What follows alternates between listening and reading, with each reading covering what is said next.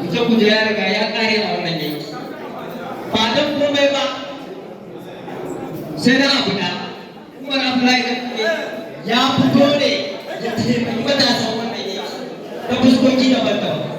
ta fuskar samo da matasa aiki ta fuskar bawa matasa jami'in dogaro da wanda yau kusan shekara 15 babu wani mahaluki a wannan yanki wanda idan safiya ta yi gari ya waye ya yi alwala ya yi sallah ke ce yau bara ya tafi kasuwancinsa ta dalilin tijjani abdulkadir idan kuma akwai wane ne a wancan wani yake a wannan mazama ta mu ta dawaki gaba da kuma ta dawaki yau ba muna da tabbacin da Allah injiniya Umar Abdullahi ya zo da muhimman batutuwa masu muhimmanci wanda in Allah ya sa dinga zama dan majalisar tarayya za a fara ganin canji a wannan yanki idan zan iya tunawa kamar kwana 3 zuwa 4 da wuce da girma na wannan gwamnati jihar Kano ya zaɓi wasu matasa da wannan yanki kusan zan iya cewa mutum 10 a wannan dawakin tofa da gudanar da tofa ya ba su mutai bayan haka kuma ya ce ba za a gana haka sai ya ƙara zaɓen wasu matasa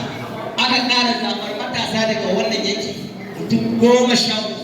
kaga idan ka haɗa mutum 43 kenan wanda mai girma gwamnati jihar Kano ta Abdullahi Kwazon ya ba su mutai a unguwar kudin nufawa a ƙaramar unguwar gogo domin su je su dogara da kansu ko su sayar ko su je su gidi su samu sana'ar da za su je dogaro da kansu bayan haka kuma a daidai wannan gabar injiniya Umar Abdullahi da suke mun ji wasu tabbas ne ko a wannan garin akwai wasu mutane a ma'aikatar lafiya wanda ya ɗauki nauyin karatu sannan kuma bayan an ɗauki nauyin karatu ya zo ya ba su takardar ne wanda zai iya cewa akwai wata mace guda ɗaya suna tare ko ɗaya cikin gari da gore wata malamance amma dai ina tabbaci da wannan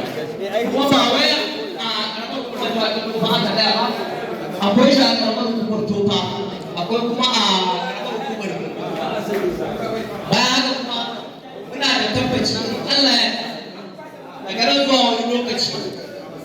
sai mun shafa tarihin dogo a wannan yanki kwata-kwatansa ta fuskar ba wa matasa aiki domin shirye-shirye sun yi nisa sai dai a gani a ƙasa abba gano bai cika yin alƙawari kawai sai dai a gani a ƙasa